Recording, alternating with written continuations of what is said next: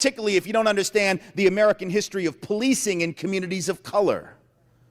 Because if you don't understand that history, then to proclaim and to demand that Black Lives Matter seems like something special.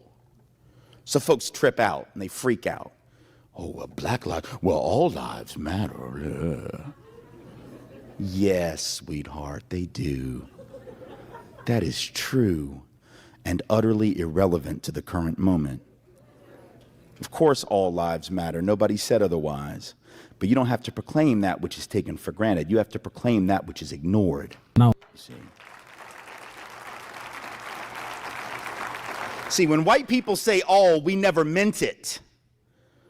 Black people know that. Brown people know that. Most white people never had to really learn that. So we said all men are created equal, and we didn't mean that shit. You see, we said it, but we didn't mean it.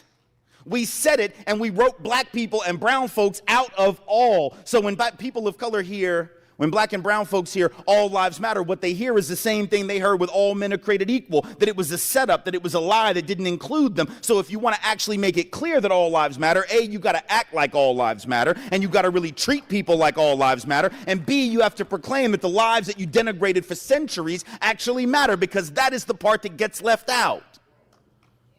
You see? So when we say all lives matter, just to put this in perspective, how ridiculous this comeback is, how absurd, how sophomoric, how nonsensical it is for us to respond to Black Lives Matter with all lives matter. Let's take it back to like 1971 when the title, when the phrase, when the statement on the street was what? Black is beautiful. That was the way that black folks were trying to take back notions of beauty from a fashion industry, from a glamour industry that had basically defined beauty as white, right? And so black folks were saying black is beautiful, reclaiming their own beauty standards and norms. To say all lives matter in response to Black Lives Matter would be like getting in a time machine tonight, going back to 1971, hearing somebody say black is beautiful and interrupting them so as to let them know, well, we're all beautiful in our own way. Yes, shut up, we know.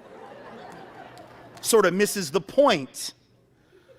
Be like going back to the early 80s, right, when the HIV/AIDS crisis hit.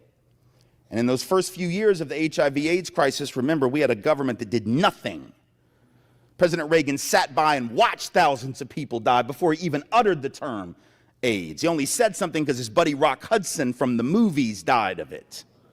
And then he decided he would speak on it and begin to cut loose some research funds for it. But for the first couple of years, didn't want to say anything about it, right? And there were activist groups out in the street, right? ACT UP, Gay Men's Health Crisis, others out in the street demanding funding for AIDS research. And what they were in effect saying, even though they didn't use the term and even though we didn't have hashtags in those days, right? Ultimately what they were saying was people with AIDS lives matter.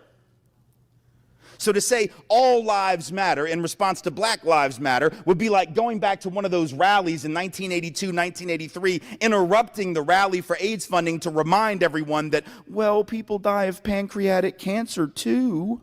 Yes, sweetheart, and totally irrelevant to the current situation. You have to demand recognition of the thing that gets swept under the rug. That's black life, that's brown life, that's people of color, you see, because we are a country built on the premise that black lives didn't matter.